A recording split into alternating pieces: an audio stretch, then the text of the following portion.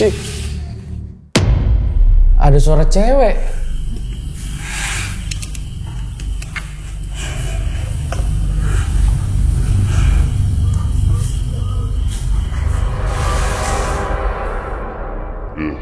Jadi di TikTok, di IG, di YouTube itu pada bilang bahwa lu ngapain bawa nenek gitu loh. Jadi penghuni di sana itu pada kabur katanya. Nah disitulah gue mulai merinding lagi gitu loh. Lah kok udah hilang si nenek tiba-tiba bisa muncul lagi.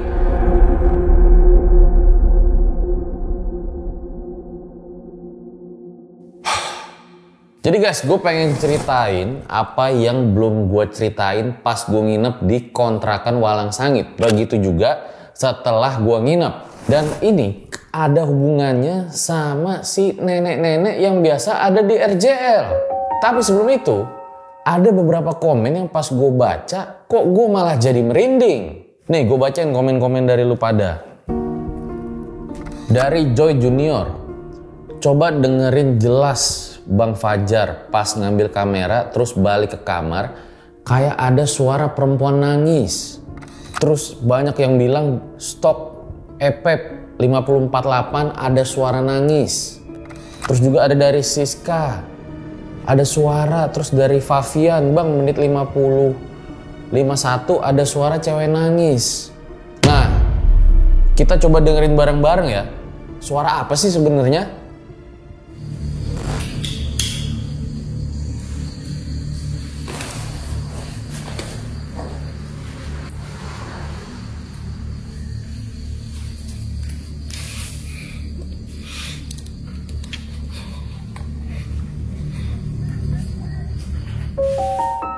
Iya guys, ada suara cewek guys.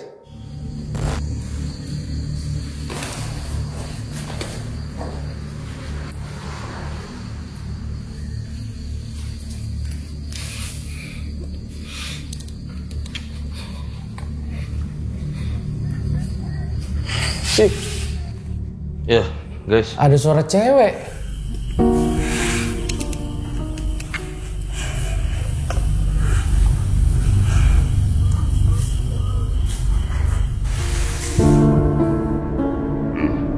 Wow, ini jujur ya, ini gue pertama denger ada si suara cewek itu.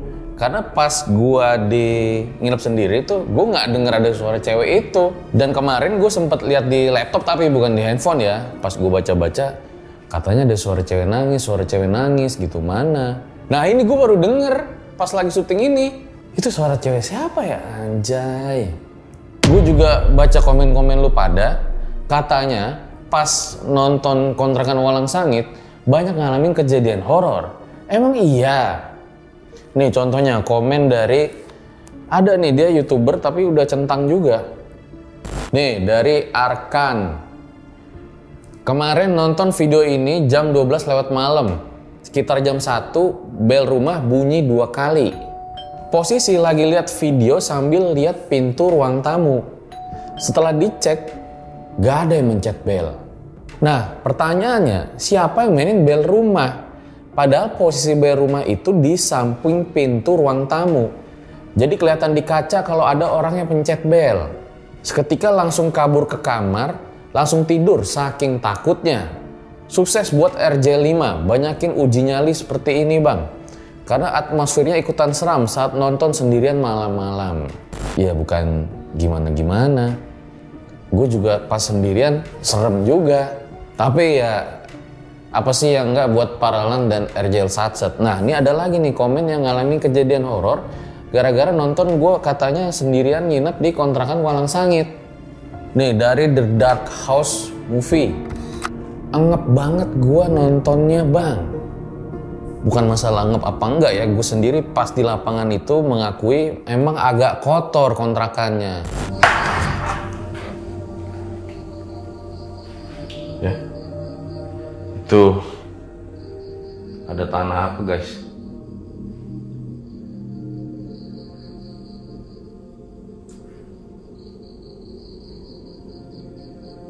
Vo, kayak lo mesti bersihin itu Vo. Terus juga ada dari Wiana.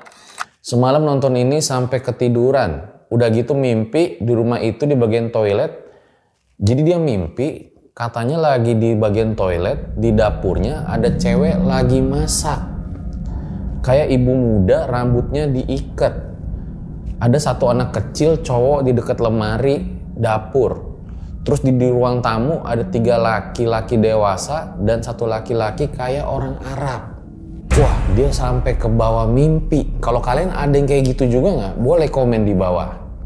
Terus ada dari Cafor Cantik. Bang, kebetulan adekku ini sedari kecil, dia masih kelas 5 SD sekarang.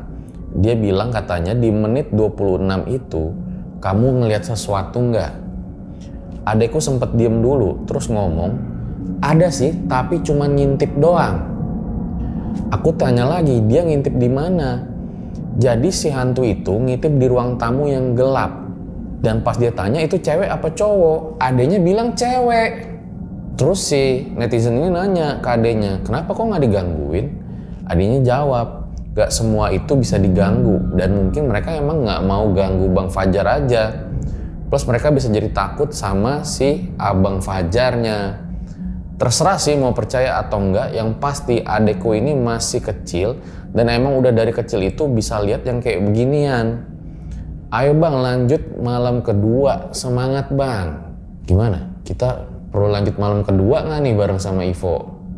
Terus ada juga yang komen nih dari Arsi Mantanti 3274. Bang, lu kalau mau uji nyali jangan bawa nenek, kayaknya penunggu di situ jiper gangguin lu. Mungkin kru yang kemarin dapat gangguan ketika lo uji nyali sendirian di situ. Nah, ini komen-komen kayak gini banyak banget guys. Gue gak ngerti kenapa pada sebut nenek-nenek, dan pas gue baca, gue jadi merinding. Nih kayak contohnya nih komen yang lain nih. Assalamualaikum Bang Fajar. Nenek yang mendampingi Bang Fajar mampu membungkam penghuni di sana. Suara ngobrol Bang Fajar saat sholat itu suara nenek dan penghuni di sana yang sedang bernegosiasi. Anjir, gue merinding parah. Agar Bang Fajar tidak diganggu mereka. Tapi saya akui rumah itu kuat banget aura negatifnya. Leluhur nenek Bang Fajar selalu melindungimu. Walau beberapa kali terjadi gesekan yang kuat. Tapi penghuni di sana tetap kalah. Sehat terus Bang Fajar dan sukses terus RJ5. Wah, gue kalau bahas si nenek ini selalu merinding nih. Jadi lu lihat nih. Dari Bintang Timur. Betul kodamnya Bang Fajar dengan perwujudan nenek-nenek. Dia sudah sukses negosiasi dengan penunggu kontrakan. Intinya jangan diganggu Fajar, kalau Ivo terserah mau diapain. Nah terus ada juga dari Kensin DM. Punten Bang, mau tanya harga bajunya berapaan? Oh ini dia mau beli baju guys. Jadi gue lagi jual baju juga. Nih lo bisa pesen di sini ya. Jangan sampai ketinggalan, ini pre-order kedua, stoknya terbatas. RJL Project is back. Banyak banget nih dari kalian yang nanya baju merchandise RJ5. Langsung aja deh kita jual lagi nih buat kalian kaos-kaos keren bahan premium dari RJ5. Open pre-order ya. Langsung aja yang mau order bisa kontak ke WA yang tertera di sini. Buruan, stok terbatas, nggak ada lagi nih nantinya. Terus komen lagi nih tentang nenek-nenek. Kalau si nenek, kemungkinan ia ngikutin lu bang. Kenapa? Waktu lu nginep di Rizky aja ada sosok bayangan nenek-nenek. Nah mungkin si nenek ngelindungin, dan waktu di nginep yang rumah gede juga, cuman si lewat bayangan doang, nggak ada hal-hal ekstrim. Mungkin Ivo bisa diajak, dan akan ada kemungkinan hal-hal lain. Banyak juga nih yang request gue ngajak Ivo. Gimana nih, part 2 apa enggak? Tapi sebelum masuk ke sana, gue jadi pengen cerita dulu guys tentang si nenek-nenek ini. Kalau lo ngikutin dulu gue nginep di kosan Rizky, itu udah gue ceritain tuh dari awal sekitar, gue lupa ya, 3 atau 4 tahun yang lalu gitu, sampai ke studio sebelum studio yang baru ini. Nah, lo bisa lihat videonya di sana.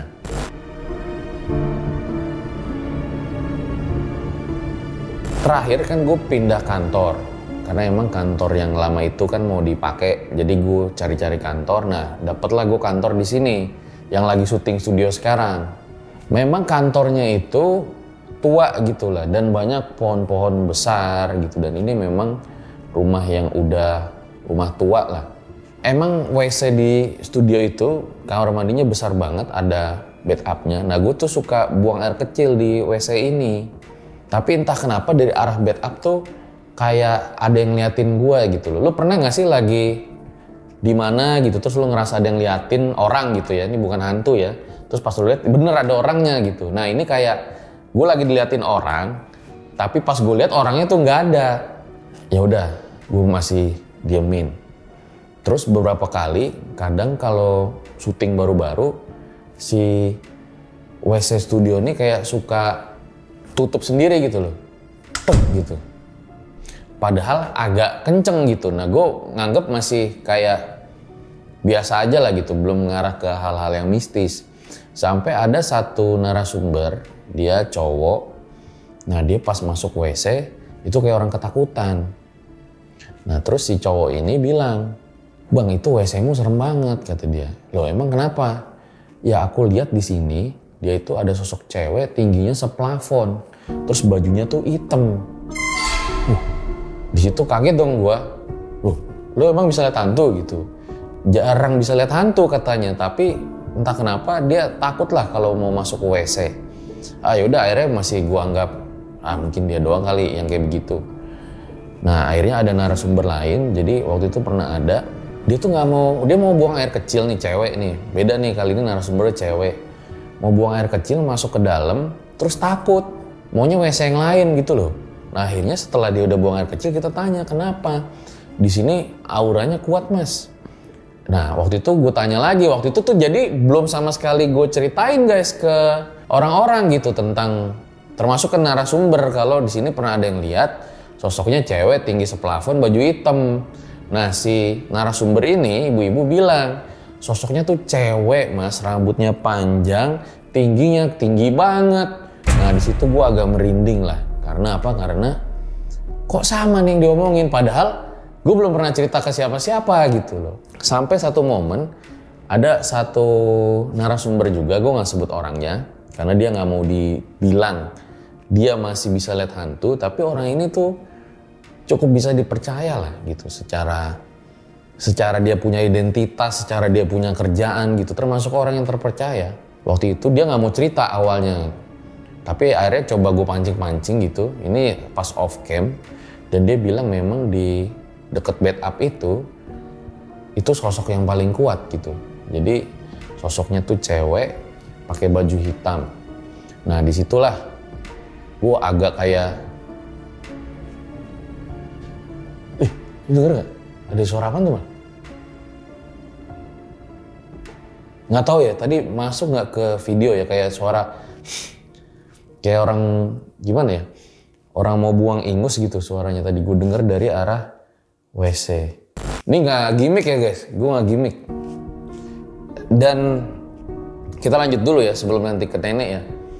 Jadi beberapa kali syuting gitu, pintunya ini kan berat gitu ya, nggak mungkin ketiup angin. Nah itu jadi kayak dia kebuka terus ketutup sendiri gitu. Beda ya kalau ketutup belum rapet ya, ini jadi kayak agak kebuka dikit dulu terus baru ketutup. Nah kita tuh kadang yang suka syuting tuh ngeliat kayak, kok bisa tutup sendiri gitu loh.